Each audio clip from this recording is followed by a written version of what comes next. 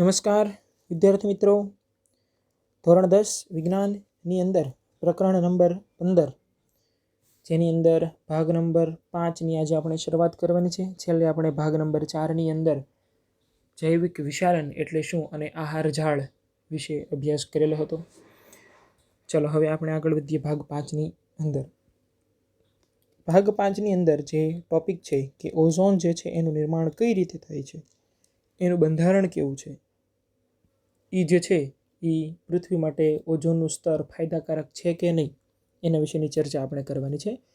ધોરણ 9ની અંદર તમે થોડુંક જે છે એ જોઈ ગયા છો કે ઓઝોન સ્તરની અંદર શરૂઆતની અંદર અત્યારે હાલના સમયની અંદર જે છે એ ગાબડા પડી ગયા છે એવું આપણે ભણી ગયા છીએ, જેની અંદર તમને 3 ફોટોગ્રાફ જે છે એ 9મા ધોરણની ચોપડીની અંદર છેલ્લા અમુક ચેપ્ટરની અંદર આવતા હતા. બરાબર છે? તો ચાલો જોઈએ આપણે ઓઝોન સ્તર જે છે એ કઈ રીતે નિર્માણ પામે છે, ઓઝોન જે છે એ બને છે કઈ રીતે, એનું બંધારણ કેવું હોય છે એના વિશેની ચર્ચા કરીએ આપણે. તો આજે આપણે જે જોવાનું છે એ શું જોવાનું છે તો કે ઓઝોનનું નિર્માણ કેવી રીતે થાય છે, ઓઝોન જે છે એ કઈ રીતે બને છે.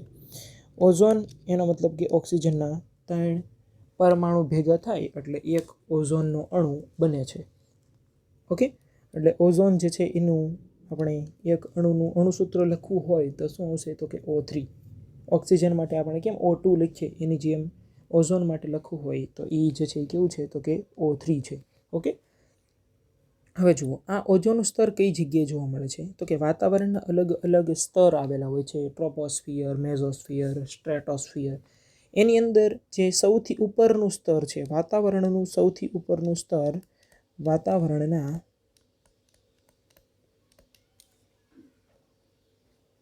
સૌથી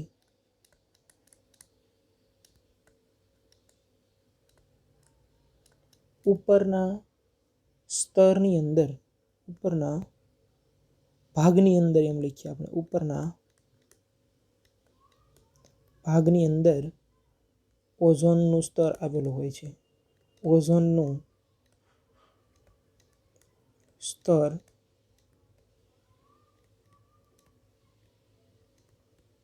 આવેલું હોય છે.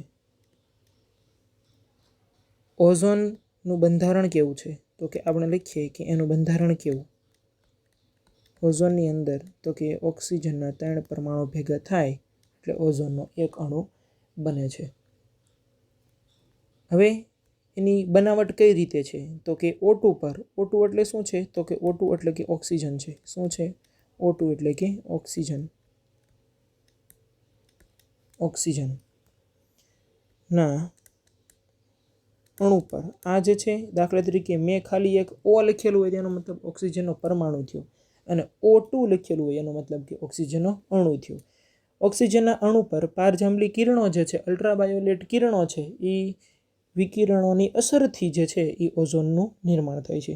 અણુ પર અલ્ટ્રાવાયોલેટ કિરણોની પારજાંબલી કિરણોની અસરથી ઓઝોન બને છે. ઓકે, હવે જુઓ ઓક્સિજનનો જે અણુ હોય, ઓક્સિજનનો અણુ એટલે કે O2, એનું વિઘટન થાય. વિઘટન થવુંનો મતલબ કે છૂટું પડવું.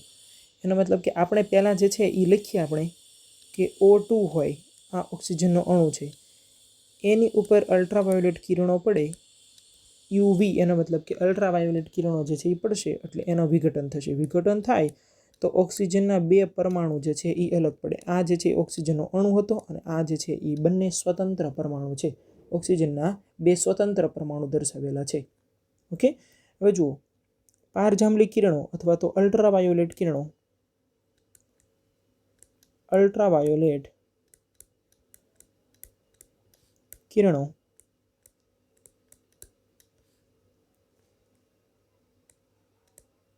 O2 એનો મતલબ કે શું છે તો કે ઓક્સિજનનો અણુ.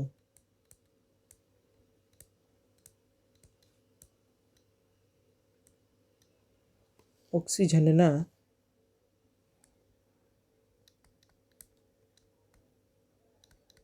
અણુઓનું વિઘટન કરીને ઓક્સિજનનો સ્વતંત્ર પરમાણુ બને. એટલે અહીંયા જે તમને આ બંને દર્શાવેલા છે એ શું દર્શાવેલા છે? ઓક્સિજનનો પરમાણુ દર્શાવેલ છે. ઓક્સિજનનો પરમાણુ બને.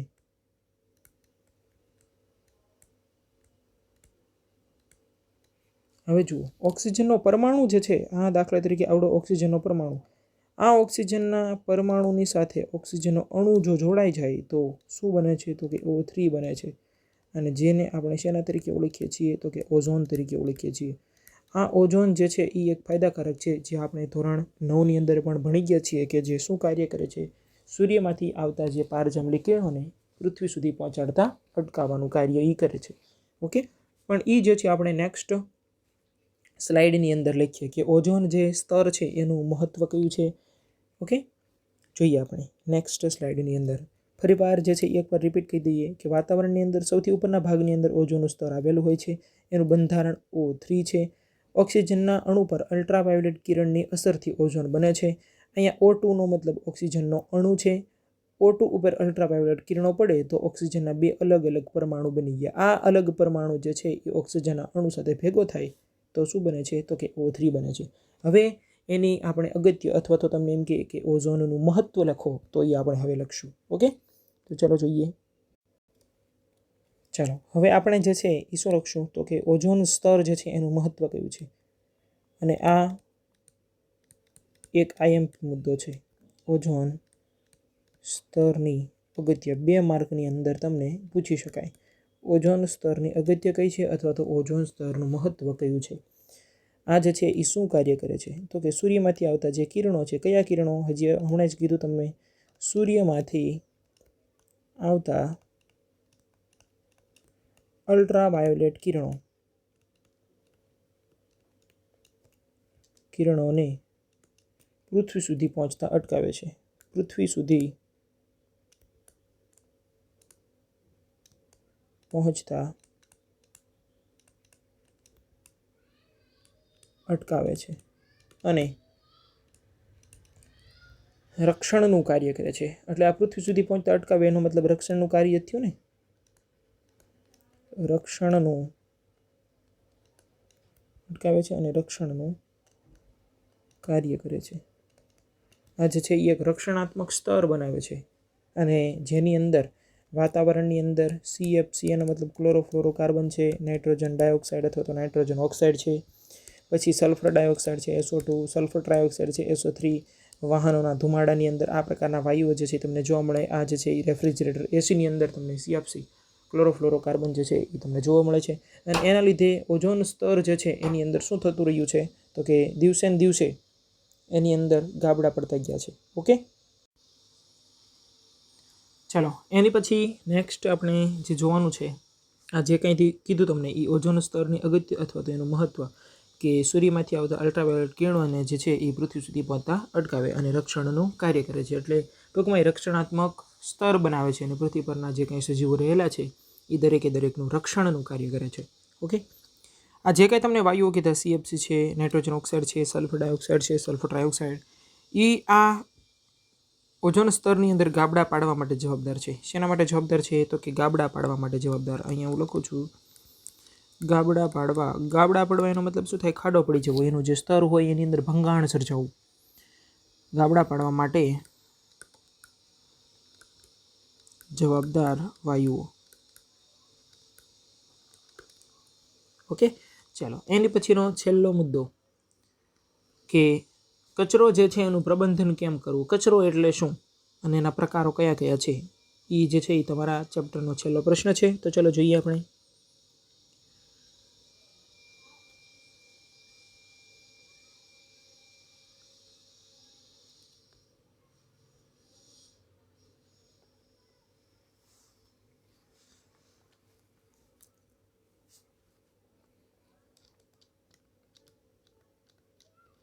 પહેલાં તો પ્રશ્ન એવો થાય કે કચરો એટલે શું. કચરો ડેફિનેશન આપો કે ભાઈ કચરો એટલે શું. તો કે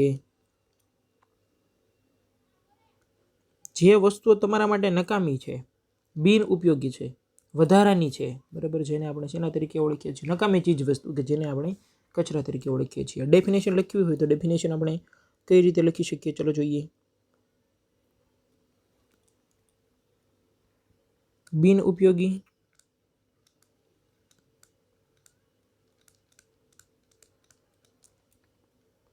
વધારાની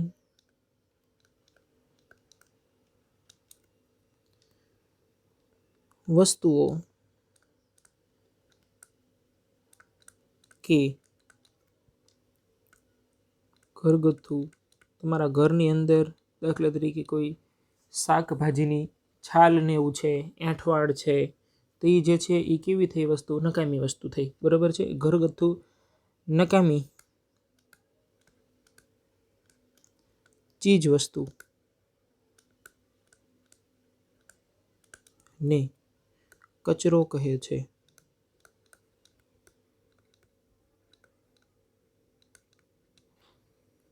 ઓકે, આ જે છે એ તમને કચરાની ડેફિનેશન આપી।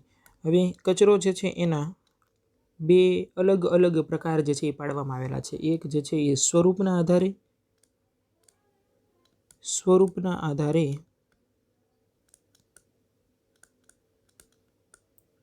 કચરાના પ્રકારો, અને બીજું જે છે એ વિઘટનના આધારે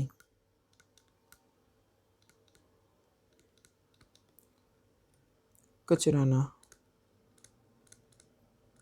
પ્રકારો, જેની અંદર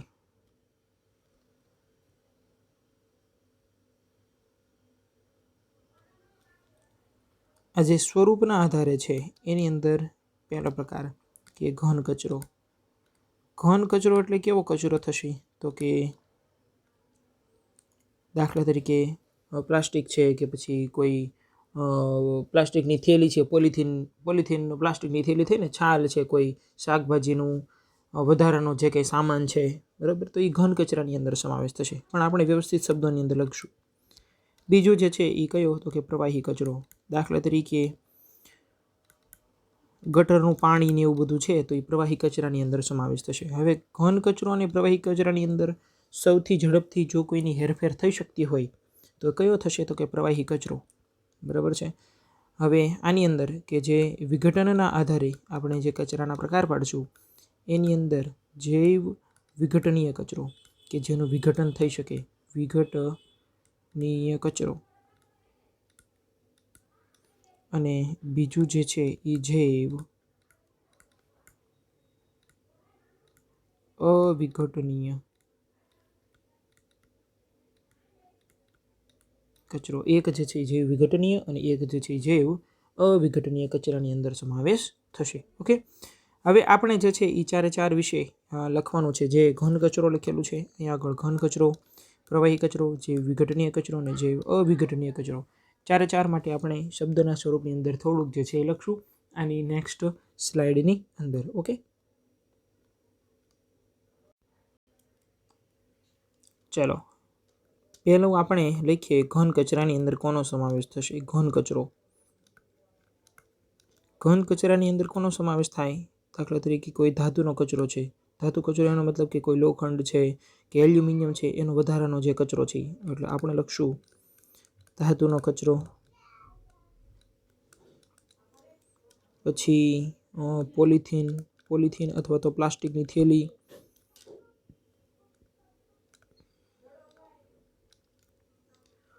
પછી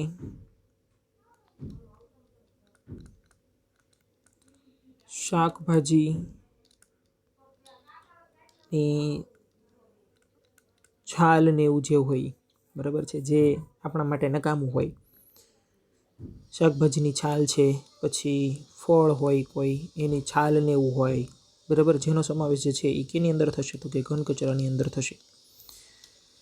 બીજું એક કે પ્રવાહી કચરો। પ્રવાહી કચરાની અંદર કોનો સમાવેશ થાય? પ્રવાહી કચરો। હવે આ પ્રવાહી કચરો કે જેની અંદર સમાવેશ થશે, દાખલા તરીકે કોઈ ગટરનું પાણી ને એવું છે, આપણે લખીએ કે ગટરનું પાણી। હવે આ બંનેમાંથી સૌથી ઝડપથી હેરફેર કોની થઈ શકે? તો કે આની હેરફેર ઝડપી થશે પ્રવાહી માધ્યમ છે એટલા માટે ઝડપી થાય, જ્યારે આની હેરફેર ઝડપી ન થાય. ઓકે, એની પછી જૈવ વિઘટનીય કચરો. કેવું? જૈવ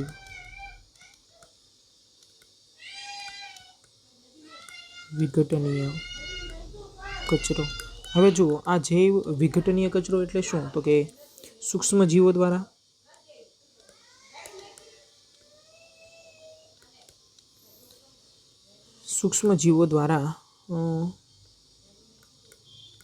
વિઘટન થતું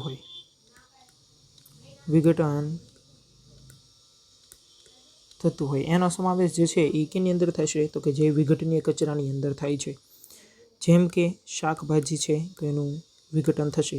જેને એમ લાગે કે ભાઈ આનું આપણે અખતરો કરવો છે, તો તમારે શું કરવાનું કે જે શાકભાજીની છાલ ને એવું હોય તો એને જે છે એ તમારે ઘરની અંદર ઓલો ખાડો ગાળીને, જમીનની અંદર ખાડો ગાળી અને એને દાટી દેવાનું, શાકભાજીની જે છાલ ને એવું હશે એને. અને પછી તમે 10 દિવસ પછી જુઓ તો એ તમને જોવા મળશે નહીં. બરાબર છે? એટલે ટૂંકમાં એનું વિઘટન થશે. કોના દ્વારા? સૂક્ષ્મજીવો દ્વારા જે છે એનું વિઘટન થતું હોય. ઓકે, અથવા તો આપણે એવું પણ લખી શકીએ મૃતોપજીવી દ્વારા એનું વિઘટન થાય, જે છે એ જીવાણુ દ્વારા એનું વિઘટન થતું. આપણે સૂક્ષ્મજીવો દ્વારા વિઘટન થતું હોય. શાકભાજી છે, ફળ છે, પછી બીજું કયું આવશે તો કે કાગળ છે, એનું વિઘટન જે છે એ થાય છે. આ ઉદાહરણની અંદર આપણે લખવું. અને બીજો જે કચરો છે કે જેની અંદર જૈવ અવિઘટનીય કચરો. હવે આ જૈવ અવિઘટનીય કચરો એટલે શું? તો કે સૂક્ષ્મજીવો દ્વારા વિઘટન ન થતું હોય. સૂક્ષ્મજીવો દ્વારા વિઘટન ન થાય તો એને આપણે શેના તરીકે ઓળખીએ છીએ? જૈવ અવિઘટનીય કચરા તરીકે ઓળખીએ છીએ. ઓકે, અને આ જે એની અંદર કોનો સમાવેશ થશે? તો કે એની અંદર જે છે એ કાચનો સમાવેશ થાય, પછી પ્લાસ્ટિકનો સમાવેશ થાય. પ્લાસ્ટિકની થેલીને તમે જમીનની અંદર દાટી દેવાની અને પછી 10 દિવસ પછી જોવાનું તો એમનામ બહાર નીકળે. 10 વર્ષ પછી જોઈએ તો પણ એમનામ જ બહાર નીકળે. એનો મતલબ કે એની અંદર તાપમાન અને દબાણની અસર જે થાય છે એ બહુ ઓછી થાય છે. ઓકે, અને એ લાંબા ગાળા સુધી જે છે એ પોતાના મૂળ સ્વરૂપની અંદર તમને જોવા મળે. એનો મતલબ એવો થાય કે જે અવિઘટનીય કચરો છે એ પોતાના મૂળ સ્વરૂપની અંદર થશે, એના એ સ્વરૂપની અંદર જ રહેશે. એનું વિઘટન બહુ લાંબા ગાળાને અંતે થતું હોય છે. બરાબર છે? એટલે વિઘટન ન થાય. ટૂંકમાં સૂક્ષ્મજીવો દ્વારા એનું વિઘટન થતું નથી, અને જો થાય તો બહુ જ લાંબા ગાળે એનું વિઘટન થતું હોય છે. ઓકે, તો આ જે છે એ તમારું ચેપ્ટર અહીંયા પૂર્ણ થાય છે. આજે આપણે ઓઝોન સ્તર વિશે અભ્યાસ કર્યો. ઓઝોનની બનાવટ જે છે એ કઈ છે, ઓઝોન સ્તરનું મહત્ત્વ કયું છે, એની અગત્યતા કઈ છે, નકામો કચરો એટલે શું, અને કચરાની અંદર પ્રકાર આપણે 2 પ્રકાર પાડ્યા હતા. એક જે છે એ સ્વરૂપના આધારે કચરાના પ્રકાર પાડ્યા હતા, અને બીજું જે છે એ આપણે વિઘટનના આધારે કે જેનું વિઘટન થાય છે અથવા તો વિઘટન થતું નથી. એટલે વિઘટનના આધારે આપણે એના 2 પ્રકાર પાડ્યા છે, જૈવ વિઘટનીય અને જૈવ અવિઘટનીય કચરાની અંદર. ઓકે, તો ચલો હવે એની પછી નેક્સ્ટ જે છે એ આપણે એક નવા ચેપ્ટરની શરૂઆત જે છે એ કરશું. Okay, thank you. ત્યાં સુધીમાં તમારે આટલી તૈયારી જે છે એ કરીને રાખવાની છે. Okay, thank you.